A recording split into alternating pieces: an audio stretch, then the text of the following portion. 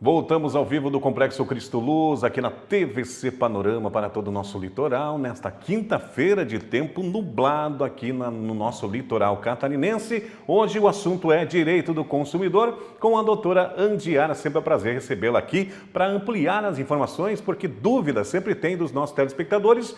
Telefone na tela para você participar, 3360-1101, 3360-1101. E a promoção da sorveteria da Raquel, você já sabe, hein? Nesse meio que nós estamos aí entrevistando, né, você pode gravar o seu áudio, seja de Camboriú, de Balneário, enfim, de São José, de Florianópolis, qualquer cidade onde chega o nosso sinal, grava o seu áudio, fala o seu nome, da onde está falando. Amanhã estaremos sorteando 2 potes de sorvetes da sorveteria da Raquel.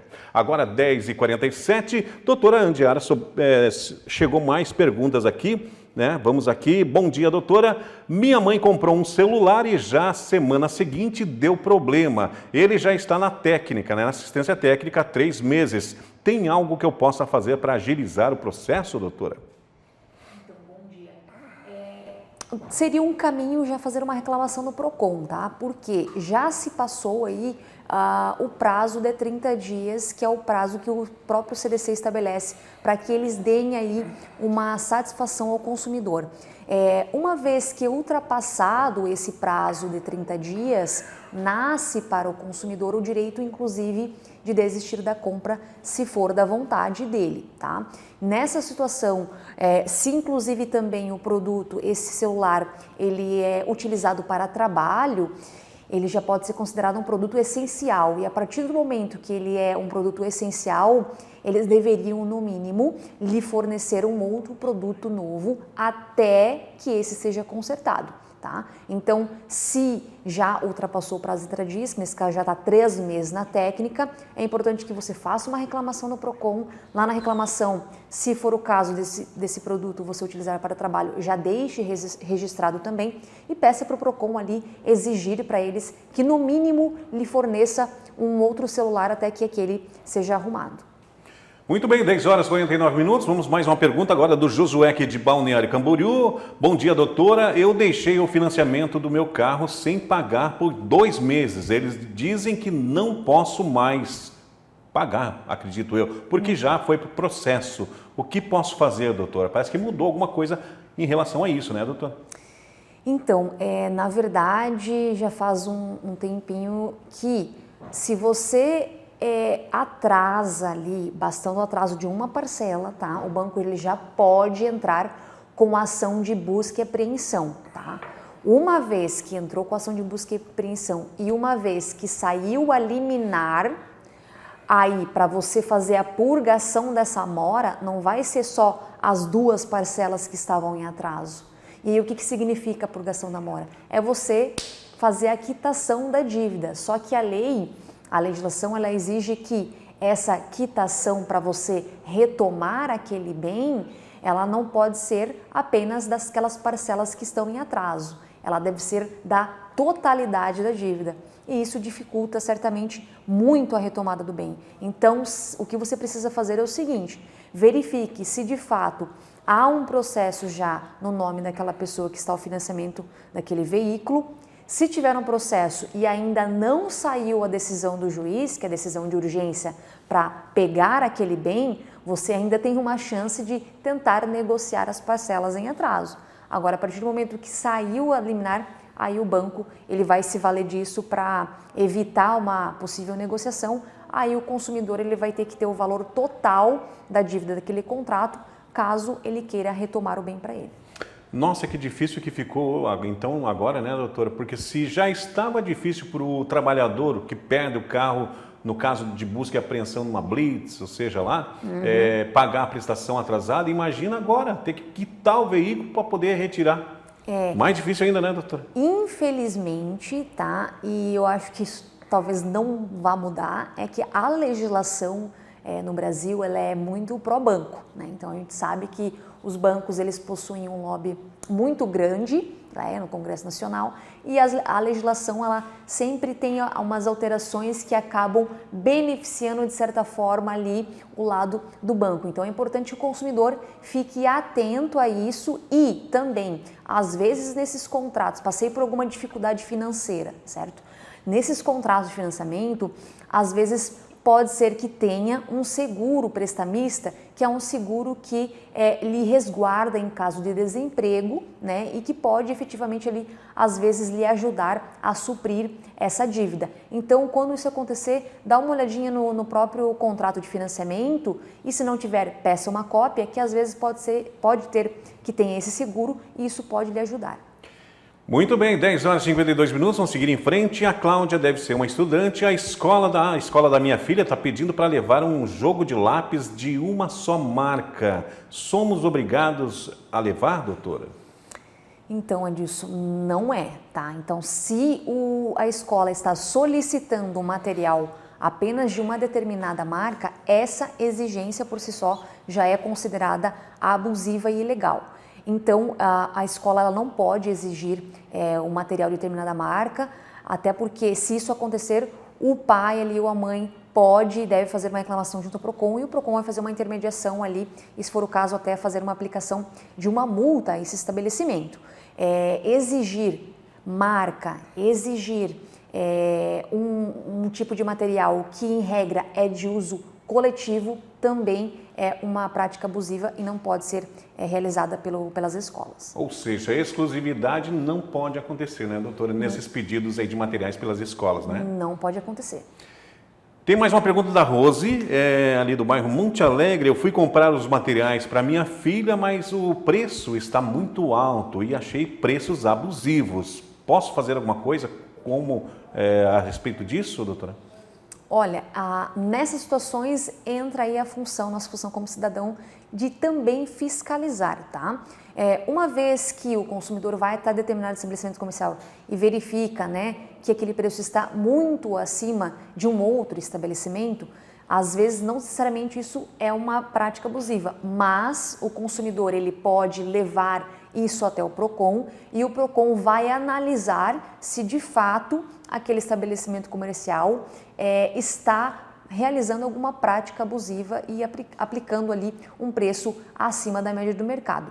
Uma vez que o PROCON verificou essa situação, ele pode inclusive aplicar ali determinada multa ao estabelecimento comercial. Então, se o consumidor tiver a intenção de dar prosseguimento a isso, ele precisa registrar ali os preços e aí fazer as reclamações no PROCON para que o PROCON obedeça a todos os trâmites legais ali. Perfeito, doutora Andiara Ferreira, advogada, Direito do Consumidor. Hoje, quinta-feira, tire suas dúvidas, aproveite, faça como a Cirlei. Bom dia, sofri um acidente de trânsito, doutora, e queria saber se posso solicitar o DPVAT. Olha, pode sim, tá, Cirlei. O acidente de trânsito, em regra, eu não estava com o meu documento em atraso. Isso lhe retira o direito? Não lhe retira, tá? Então, se sofreu o acidente, para a solicitação do DPVAT, você vai precisar, o primeiro de tudo, é fazer o boletim de ocorrência e também, se ficou com algum tipo de sequela desse acidente, quebrou um braço, uma perna, enfim, ficou com um tipo de prejuízo físico, vai ser necessário fazer um laudo ali junto à delegacia também. Então, a partir do momento que você fez o boletim, já solicite o laudo para o DPVAT, que o pessoal já sabe do que se trata e eles vão marcar essa perícia ali junto à delegacia. Junto com isso, você vai, obviamente, anexar o prontuário médico, atestados médicos e também, se tiver algum tipo de gasto com medicação, guarde todos os comprovantes, que daí isso também vai ser passível de ser ressarcido para ti. Muito bem. O Jonas está falando assim, eu fiz um seguro na minha casa de furto e só hoje eles me disseram que não cobrem o que foi roubado, cobrem apenas 2 aparelhos. Pode fazer assim, doutora? Pode fazer isso? Olha, se você ficou sabendo dessa limitação apenas agora e eventualmente na hora da contratação eles lhe oferecem 1000 coisas, né? Eles lhe prometem 1000 situações, aí houve uma propaganda enganosa. A partir do momento que não foi trazida essa informação ao consumidor e também se trata de uma propaganda enganosa, uma oferta enganosa, o consumidor ele pode discutir isso na via judicial, inclusive fazer uma reclamação ao PROCON. Por isso que eu sempre ressalto aqui que o direito à informação em todas as relações comerciais é de suma importância para evitar, inclusive, prejuízos ao próprio comerciante. Então, nessa situação, como não foi avisado antes, e se você conseguir comprovar que eles eventualmente lhe ofereceram uma situação diversa, você consegue anular essa limitação e obrigar que seja ressarcido ali esse furto no que foi, nos prejuízos que você teve em relação à sua residência. Se você está com alguma dúvida sobre alguma coisa que você adquiriu, comprou, uma troca, como é que faz, o que eu posso fazer, algum celular, enfim, algum aparelho, pode tirar suas dúvidas. Doutora Andiara está aqui para isso. 3360-1101, 3360-1101 é o WhatsApp aqui da nossa produção, da TVC Panorama. Eles remetem para nós e nós fazemos a pergunta para a doutora. Dá tempo ainda, hein? Está chegando mais uma pergunta aqui, dessa vez da Ana. Bom dia, doutora. Eu queria saber como eu faço para entrar com uma ação revisional de juros, pois o banco está me cobrando além, acredito eu. Vamos lá, bom dia, Ana. Primeiro de tudo, você vai ter que pegar a cópia dos contratos, tá? Até porque vai ter que ser analisado ali a aplicação desses juros. Nos processos envolvendo revisional de juros, análise dos juros abusivos, o ideal é que seja feito também, tá, um cálculo específico, porque nesses tipos de ações nós precisamos anexar ali, deixar muito claro aonde está o erro, certo? E aonde está aquela abusividade daquela alíquota dos juros. Então, eu preciso fazer um cálculo específico e, normalmente, se o profissional da área do direito ele não tem essa habilidade, ele vai lhe informar ali da necessidade de fazer esse cálculo via perito contábil, tá? Então, primeiro de tudo, pegar a cópia do contrato. Segundo, já levar também todos os pagamentos que você fez em relação àquele financiamento. E aí faz essa análise prévia, vendo que há possibilidade, e aí você pode entrar na via judicial para rediscutir essa abusividade. Doutora, deixa eu pegar um gancho aqui e voltar um pouquinho naquela pergunta ali do financiamento, né? O carro agora tem que quitar o carro, né? Tem que quitar a dívida junto ao banco para poder retirar o carro do pátio, né? E também a documentação. Isso vale também para o carro que está com alteração ou irregular, por exemplo, parou na blitz, está com vários documentos atrasados, um monte de coisa, a polícia recolheu. Isso vale também, doutora, para esse tipo de situação ou só financiamento mesmo? Nessa situação de irregularidade, certamente, se por exemplo foi um veículo que você financiou e ele estava irregular e você não tinha ciência disso, aí também é uma possível responsabilidade tanto de quem vendeu, quanto às vezes da própria instituição bancária. Então aí nós temos um outro problema, tá? O fato de o veículo estar irregular e mesmo assim ter realizado o financiamento bancário, para que você consiga eventualmente retomar ele, você vai ter que quitar. Entretanto, vai ter esse perrengue que se verificado que é um veículo, sei lá, de roubo, alteração do chassi, aí é um outro problema que você vai ter que resolver junto à instituição bancária. E na minha visão, se for uma situação dessa, talvez nem vai valer a pena você fazer a quitação total daquele financiamento. Vai valer a pena você entrar direto com uma ação contra a instituição e contra a pessoa que lhe vendeu, porque ela lhe omitiu aquele fato e isso pode, inclusive, gerar uma indenização por danos morais ali para os responsáveis.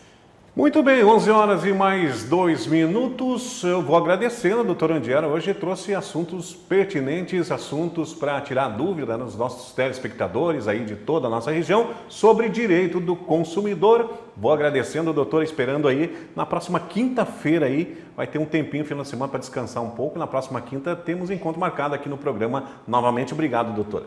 Eu que agradeço e desejo uma excelente semana a todos. Fique ligado com a gente, após o intervalo comercial, você acompanha as matérias policiais aqui no programa Hora do Povo. Tivemos uma tentativa de homicídio ali no bairro dos Municípios, em Balneário Camboriú. É um instante só e já voltamos.